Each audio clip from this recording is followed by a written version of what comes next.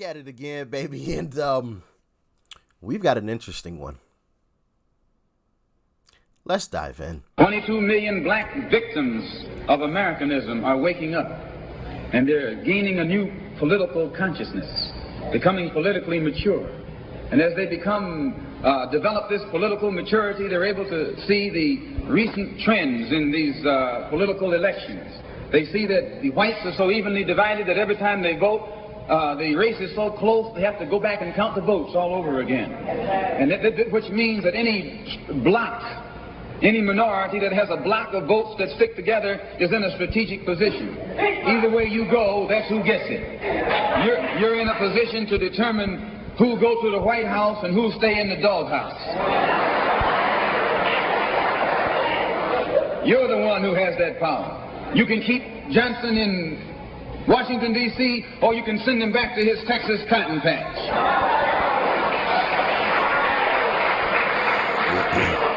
You're the one who sent Kennedy to Washington.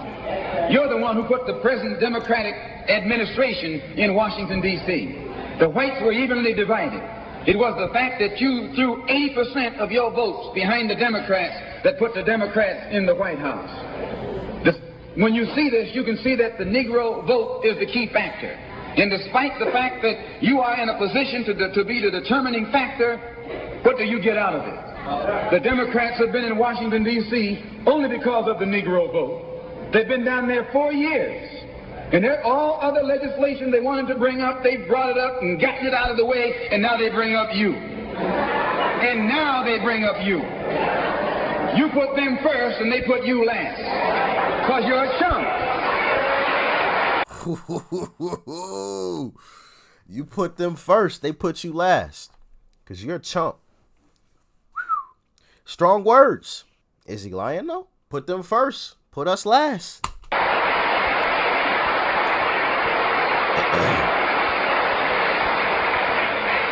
A political chump. In Washington, D.C., in the House of Representatives, there are 257 who are Democrats. Only 177 are Republicans. In the Senate, there are 67 Democrats. Only 33 are Republicans. The party that you backed controls 2/3 of the House of Representatives and the Senate, and still they can't keep their promise to you because you're a chump.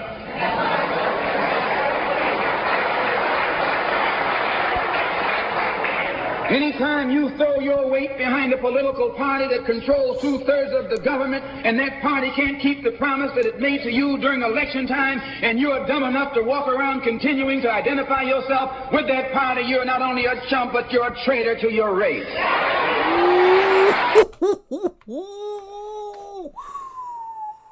Not only are you a political chump, but you're a traitor to your own race. You're giving all these votes to this side that ain't doing nothing for you. Anything. Zip, zilch, nada.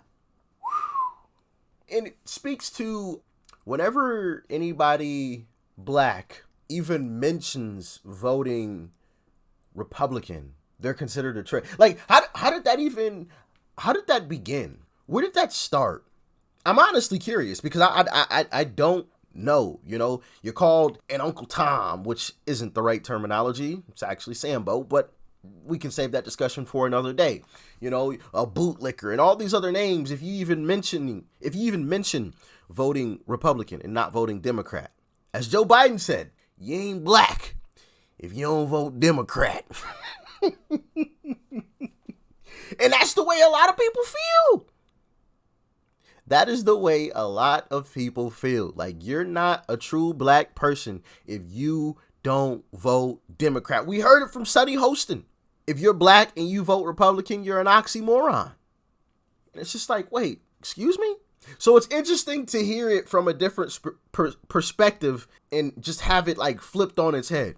Actually, if you vote Democrat, you're actually a traitor to your race. You put so many of your votes behind this one party, and what have you gotten out of it?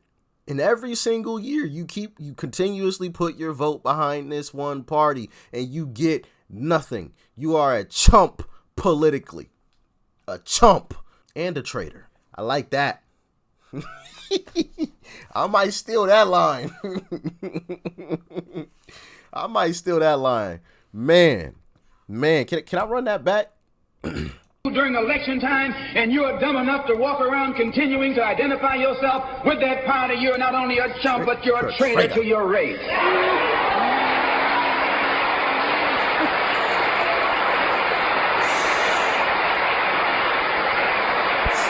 Crowd erupts in applause.